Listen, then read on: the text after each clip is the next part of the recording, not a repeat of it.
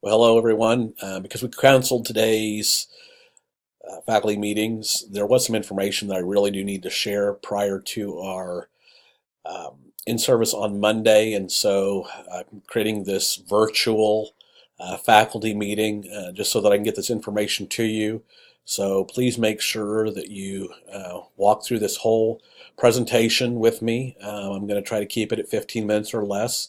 But I do want you to understand what's going on with our accreditation system and kind of where we're at administratively and where we are in small pockets with our district leadership team, building leadership teams, and we'll go from there.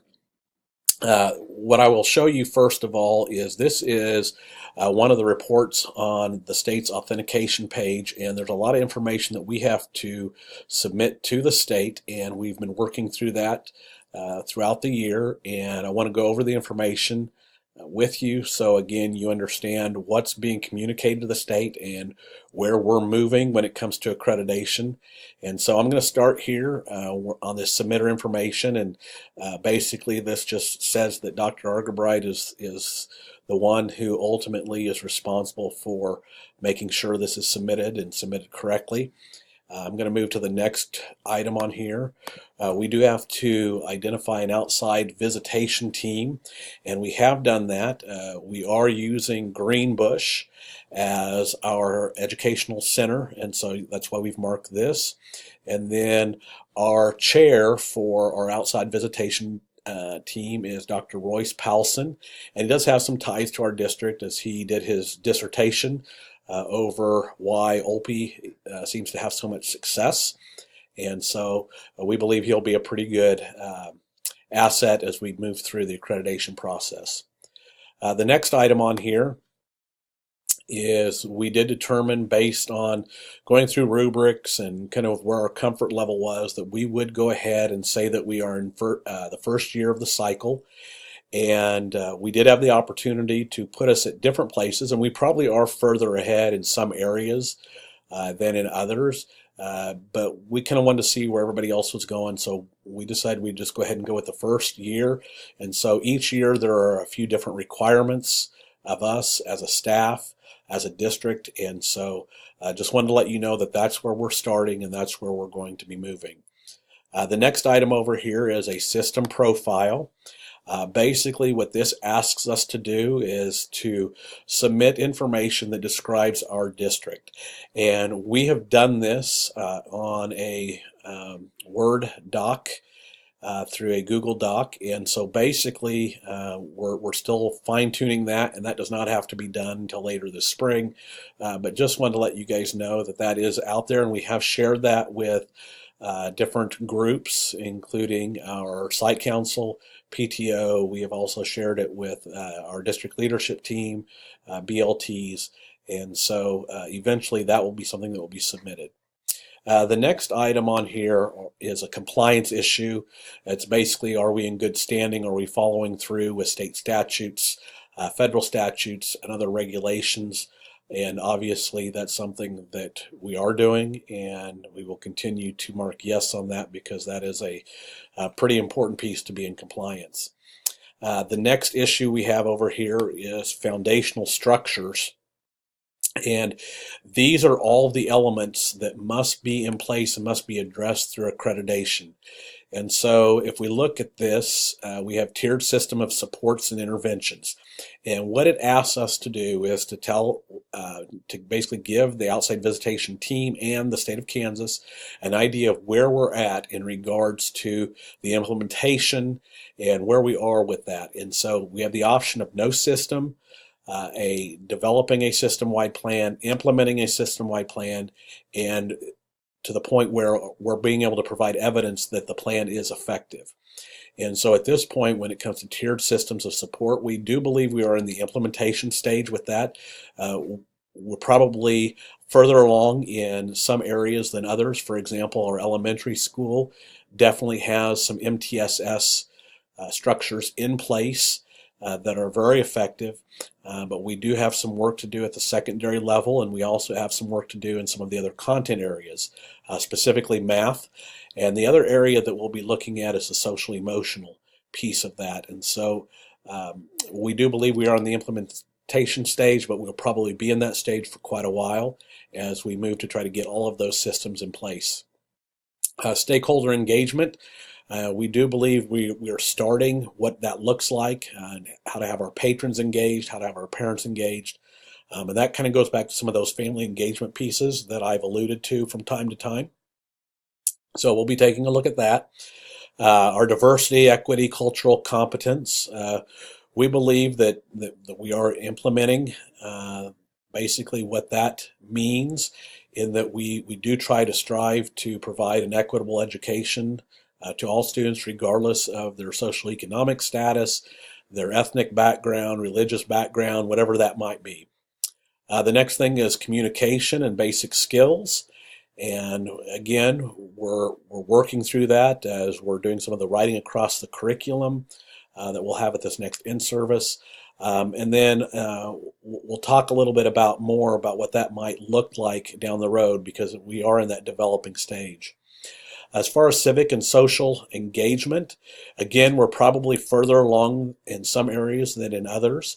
For example, we do have a leadership and civics engagement class in the high school, and so that is the main focus. And so that's one of the reasons we did go ahead and put implementing. But we also know that a lot of you do social service projects, and we just need to somehow try to organize those so that we're getting the most bang for our buck and getting the most out of those situations.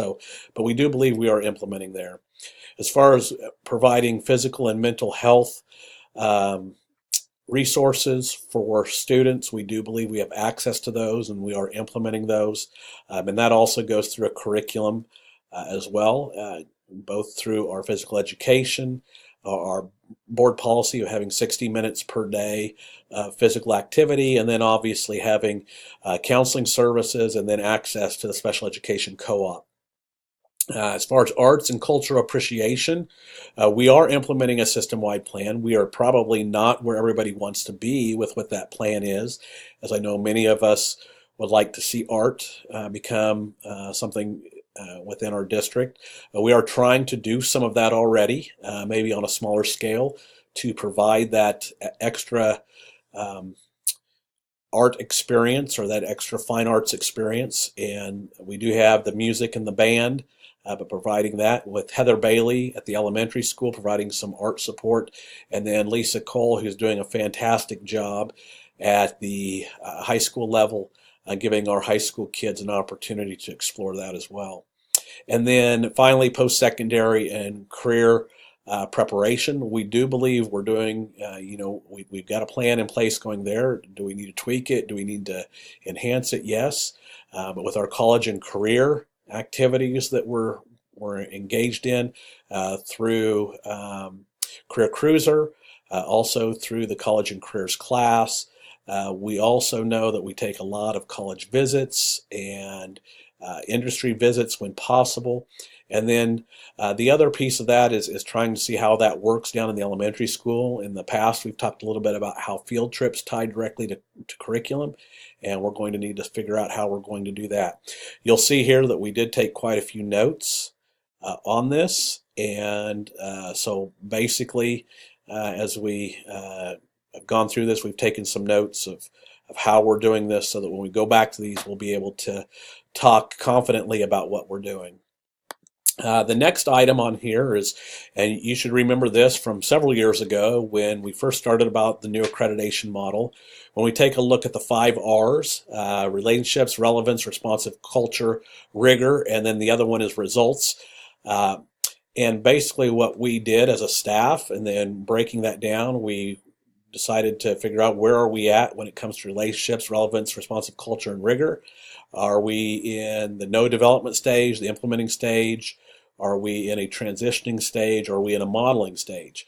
And so you can see from this in relationships, we think we're transitioning with some groups more than others. And same thing with relevance, that we're there with implementing across the board. A responsive culture, again, some transitioning, some implementing there. And then finally with rigor, taking a look at that. Again, kind of a mix. And so what we did administratively, and then taking some information from other stakeholders, whether that be members of the DLT, site council, that type of thing, we decided to go ahead and focus on the two areas of relationships and relevance. Administratively, we really believe that if those two items are not in place, it's going to be very difficult for those other areas within accreditation will be very difficult to get us there. And so these will be our focus, will be relationships and relevance when it comes to accreditation. If we take a look at the state board outcomes, there are basically these down here, 9 through 15.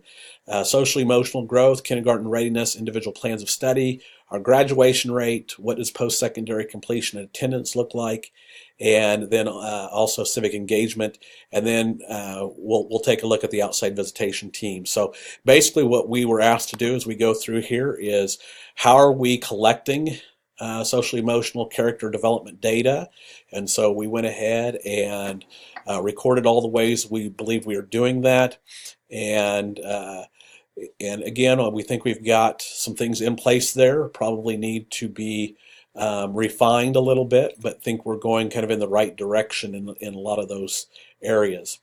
Kindergarten readiness has also been a topic that I know that especially our pre-K through 1 has spent a lot of time with, so we are doing the things there, but we would say that we are still in development with some of the areas of collaboration, and so we'll continue to look at that. Under individual plans of study, we do have those. Are those where we need to have them? We know we're kind of on the ground floor with the new product this year with career cruising, and that we have done some things in the past. But again, we're going to have to probably take some time to look at that. Eventually, that will move down into the elementary school, but we're going to make sure the high school system is set up very well there. So again, that's something for secondary staff. We'll be spending a little bit more time about how to put some accountability, some teeth into this, so that our students are getting the best out of this opportunity that we're trying to provide for them. The next item is our graduation rate. We currently do not have any problems with our graduation rate. It's not always 100% perfect, but we are meeting, we're actually exceeding the state mandate on that, so we should be fine there. Next item is our post-secondary completion. I will show you this. This is probably the area that draws the most concern. And basically what it is, it's tracking kids as they move on from here. And this is information that we receive from the clearinghouse. And basically it shows what our success rate is as far as kids completing some kind of post-secondary education. It doesn't just mean taking classes, it means they've actually completed. And, you know, we're only getting in that 45 to 46 percentage. And that's something that obviously we want to try to make sure we increase. If you'll notice here, the effective rate for graduation, we're taking a look at 95% there in the effective rate. But then we also want to make sure that this is an area where we want to get up there in that 70%, as most jobs that are out there right now in Kansas, 70% of them require some kind of post-secondary education with some kind of completion certificate. So whether that be for your college or post-secondary at a technical college or from getting an associate's degree, whatever that might be. So again, something we're going to need to take a hard look at and see if we're really preparing kids for what's out there for them. The next item on here is civic engagement. We did talk a little bit about where we think we're doing that probably pretty well. Again, I think we're probably a little bit stronger at the high school on that, and part of that is that leadership and civic engagement class. But we do know it's an area that we're going to try to increase what kids are doing with that. And so again, how frequently are we engaged in those kinds of activities, and then what kind of programs are we involved with? So, and then finally, I will go down here to the outside visitation team. We are planning on meeting with them on March 29th. and through that process, then we will complete the rest of this information. But we will be going through the KISA process with you a little bit at in-service on Monday, but wanted to let you know kind of where we've been, so that when we get to that point where we talk about where we're going, you're going to be able to tell why we are going where we're going. Thank you very much and have a great day.